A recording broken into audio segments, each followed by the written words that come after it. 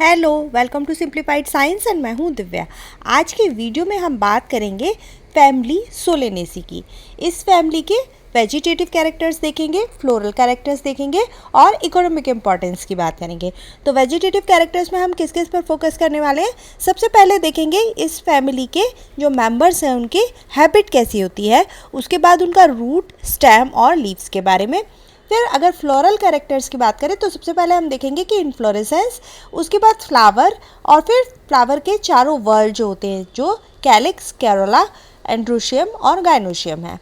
उसके बाद हम देखेंगे फ्रूट और सीड और फिर फ्लोरल फार्मूला और फ्लोरल डायग्राम को समझेंगे। लास्ट में हम देखेंगे इकोनॉमिक इम्पॉर्टेंस क्या है इस फैमिली की। तो इकोनॉमिक इम्पॉर्टेंस में हम वो फैमिली के मेंबर्स देखते हैं जो ह्यूमंस के लिए इम्पॉर्टेंट होते हैं।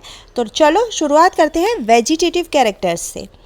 तो वेजिटेटिव कैरेक्टर्स में अगर सोलेनेसी फैमिली के मेंबर्स के हैबिट की बात करें तो इसमें हमें हर्ब भी मिलते हैं, श्रब्स भी मिलते हैं, लेकिन इसमें ट्रीज़ जो होते हैं बहुत स्मॉल होते हैं। तो बड़े ट्रीज़ हमें यहाँ सोलेनेसी फैमिली में देखने को नहीं मिलते। तो रूट की अगर बात करें तो सोलेनेसी में हमें ब्रांच टैप रूट देखने को मिलती है। तो इसमें एग्जाम्पल में आप जैसे देखो पोटैटो आता है और ब्रिंजल आता है, तो ये सब इसके एग्जाम्पल्स हैं। अब नेक्स्ट अगर स्टेम की बात करें तो एरियल स्टेम होता है, इरेक्ट होता है। अंडरग्राउंड स्टेम हमें देखने को मिलता है पोटैटो में, जिससे हम जानते भी हैं कि पोटैटो एक स्टेम है और अंडरग्राउंड है।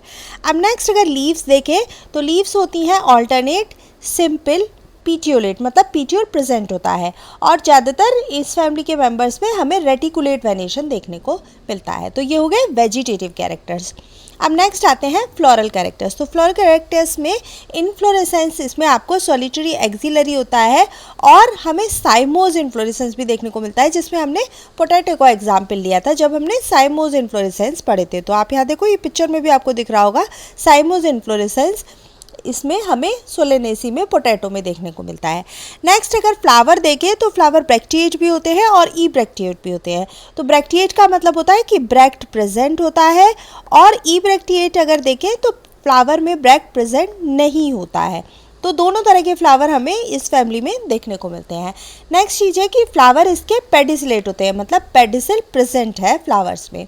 उसके बाद सिमेट्री अगर देखें तो रेडियल सिमेट्री होती है, मतलब एक्टिनोमॉर्फिक होते हैं। किसी भी प्लेन से आप काट लो, आपको फ्लावर के दो इक्वल हाफ मिल जाएंगे। नेक्स्ट है परफेक्ट है, मतलब इसमें आपको एंड्रोशियम और गाइनोशियम दोनों मिलेंगे। हाइपोगाइनस होते हैं, मतलब ओवरी सुपीरियर होती है।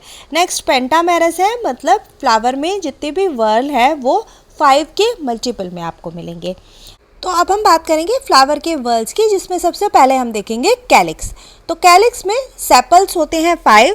तो कैलिक्स की यूनिट क्या है? सेपल्स। तो सेपल्स हैं 5 और इसमें हमें गैमोसेपलस कंडीशन देखने को मिलती है। तो गैमोसेपलस का मतलब है कि सारे सेपल्स आपस में फ्यूज्ड हैं।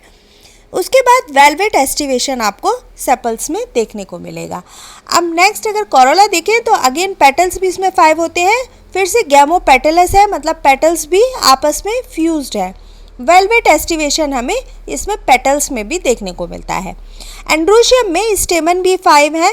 ईपीपेटलस कंडीशन है। तो ईपीपेटलस कंडीशन में क्या होता है, इसके जो स्टेमन होते हैं वो पेटल से फ्यूज होते हैं। तो ईपीपेटलस, स्टेमन जो पेटल से फ्यूज हो जाते हैं उस कंडीशन को ईपीपेटलस कहते हैं। फ्री है, एंथर बाइथिकस है, तो इसके एंथर जो होते हैं वो बाइथिकस कंडीशन में होते हैं। नेक्स्ट अगर गाइनोशियम देखें तो बाई कार्पलरी है, मतलब 2 कार्पल्स हैं। सिन कार्पस कंडीशन में है, मतलब कार्पल्स फ्यूज्ड हैं।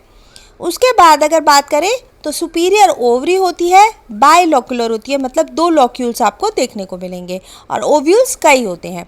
यहाँ पर हमें एक्साइल प्रेजेंटेशन देखने को मिलता है।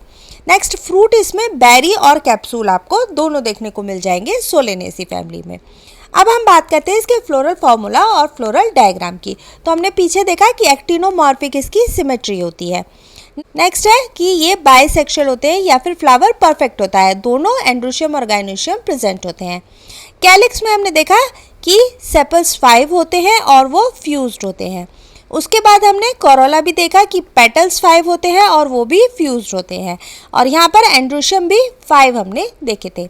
यहाँ पर हमने एक और कंडीशन की बात की थी कि एपीपेटलस कंडीशन देखने को मिलती है।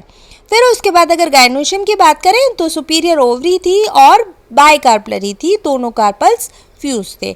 तो ये हो गया इसका फ्लोरल फॉर्मूला। तो अब फ्लोरल फॉर्मूला के बेस पे हम फ्लोरल डायग्राम को ड्रॉ करेंगे। तो सबसे पहले फ्लोरल डायग्राम में ऊपर की तरफ हम मदर एक्सिस शो करते हैं, जिसमें कि हम सिमेट्री के साइन को शो कर सकते हैं। तो यहाँ पर सोलेनेसी में हमने एक्टिनोमॉर्फिक यानी कि रेडियल सिमेट्री देखी, तो यहाँ हम उसको बना लेंगे। उसके बाद सेपल्स हैं 5 और फ्यूज्ड हैं। तो सेपल्स को ऐसे ट्रायंगल शेप में दिखाते हैं, तो यहाँ पर उसी तरह ड्रॉ किया है। और आपको फ्यूज्ड कंडीशन दिख रही है कि हमने इस सर्किल की लाइन को अलग अलग नहीं दिखाया है।